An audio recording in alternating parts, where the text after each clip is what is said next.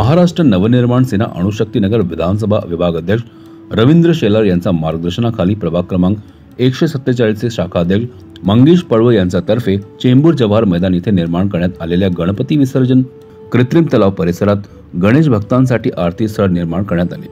मनसे शाखा अध्यक्ष मंगेश पडवळ यांच्या माध्यमातून गेली अनेक वर्षापासून गणेशोत्सव मध्ये विभागातील गणेश भक्तांसाठी विशेष तयारी केली जाते। त्याप्रमाणे यंदाही गणेश मूर्ती विसर्जन परिसरात आरती स्थळ निर्माण करून गणेश भक्तांना सहकार्य करण्यात आले। तसेच विभागातील सार्वजनिक व घरगुती उत्सव करिता मनसे गणेशोत्सव सजावट स्पर्धा 2025 चे आयोजन करण्यात आले होते। दरम्यान जवाहर मैदान येथील कृत्रिम तलाव परिसरातील मनसेच्या आरती स्थळाचा गणेश भक्तांनी लाभ घेतला। यावेळी विशेष उपस्थिती असलेले मनसे नेते शिरीष सावंत, विभाग अध्यक्ष रवींद्र शेलार यांचे शाखा अध्यक्ष मंगेश पडवळ यांनी स्वागत केले। खरं म्हणजे मंगेश पडवळ हा राजसाहेबांचा एक चांगला कार्यकर्ता आहे। त्याच्या शाखाध्यक्ष म्हणून निवडीनंतर अशा प्रकारे मला असं वाटतं की गेली अनेक वर्ष तो अशा प्रकारचं कार्यक्रम इथे घेत आहे, अशा प्रकारची लोकांसाठी म्हणून ही सोय करून देत आहे। मी त्याच्या भविष्यासाठी, उज्ज्वल भविष्यासाठी खूप शुभेच्छा देतो। याबरोबरच या विधानसभेमध्ये आमचे रवी शेलार या ठिकाणी विभागाध्यक्ष झाल्यापासून एक नवचैतन्य आलं आहे। आता त्यांनी एक सजावट स्पर्धा म्हणजे गणेशोत्सव सजावट स्पर्धा या ठिकाणी आयोजित केलेली आहे। विधानसभेमधील सर्व सार्वजनिक गणेशोत्सव मंडळ आणि घरगुती गणेशोत्सव मंडळ यांच्यासाठी उत्तम सजावट करणाऱ्यांसाठी पारितोषिकं ठेवलेले आहेत। रवी शेलार आल्यापासून सर्व शाखाध्यक्ष असतील, महाराष्ट्र सैनिक असतील, यांच्यामध्ये एक नवचैतन्य आलेलं आहे आणि मला असं वाटतं की या विधानसभेमध्ये महाराष्ट्र नवनिर्माण सेना एक इतिहास घडवेल अशा प्रकारचं कार्य या विधानसभेमध्ये सुरू आहे आणि सर्व महाराष्ट्र सैनिक मध्ये एक नवचैतन्य येऊन चांगल्या प्रकारे काम करत आहे। तर आज मराठा आरक्षण जे संपलेलं आहे याच्याबाबत तुम्ही काय सांगा? राजसाहेबांनी आपली भूमिका मराठा आरक्षणासंबंधी मांडलेली आहे, त्याच्यामुळे मी काही वेगळं सांगण्याची गरज नाही। राजसाहेब याच्या संबंधी भूमिका नक्कीच मांडतील।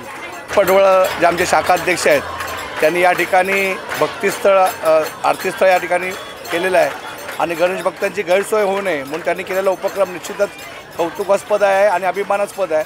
सर्व गणेश भक्त त्यांना निश्चितपणे आणि त्याचबरोबर गणराय त्यांच्या भविष्यासाठी निश्चितपणे आशीर्वाद देतील अशी मनोमनी खात्री आहे।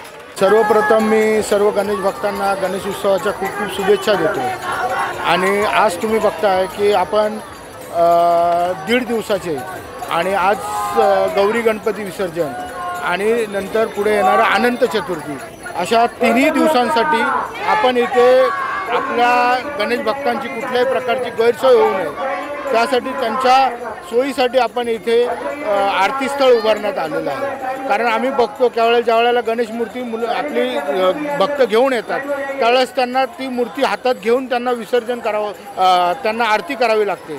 ही बाब लक्षात घेता आपण मागील कित्येक वर्ष आपण ही आरती स्थळ उभारत आहोत आणि येणाऱ्या सर्व गणेश भक्तांना आरती स्थळाची उपलब्ध करून देत आहोत। गणेश स्पर्धा जी आयोजित केलेली आहे सजावट त्याच्यामध्ये कसा रिस्पॉन्स आहे आणि काय व्यवस्था केली त्याच्यावर? आपण आपल्या अणुशक्ती विभागातर्फे आणि आपल्या प्रभाग क्रमांक 147 तर्फे सार्वजनिक गणेश उत्सव मंडळ आणि घरगुती गणेश उत्सव अशी सजावट स्पर्धा घेतलेली आहे।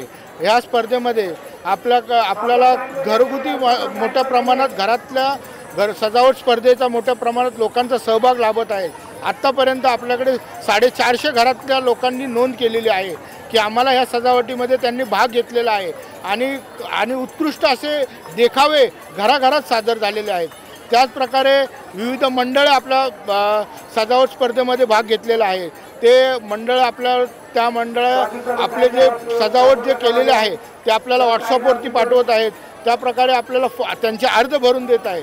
त्यामुळे मोठ्या प्रमाणात चांगल्या प्रकारे असा प्रतिसाद आपल्याला या सजावट स्पर्धेचा मिळत आहे। या स्पर्धेसाठी काय निकष ठेवले आहेत का? या स्पर्धेसाठी निकष असे काही नाही आहे, परंतु आपले परीक्षक प्रत्येक मंडळामध्ये जाऊन त्यांचं सजावट स्वतः बघत आहेत आणि त्याच्यावरून ते लोक नंतर निष्कर्ष काढणार आहेत। त्याचप्रमाणे आम्ही स्वतः घरोघरी जाऊन बाप्पाचं दर्शन घेऊन त्यांचे सजावट हे बघत आहोत आणि त्यातून आम्ही एक कमिटी आम्ही नेमलेली आहे, त्या कमिटीमार्फत हे बक्षिसं निवडतो।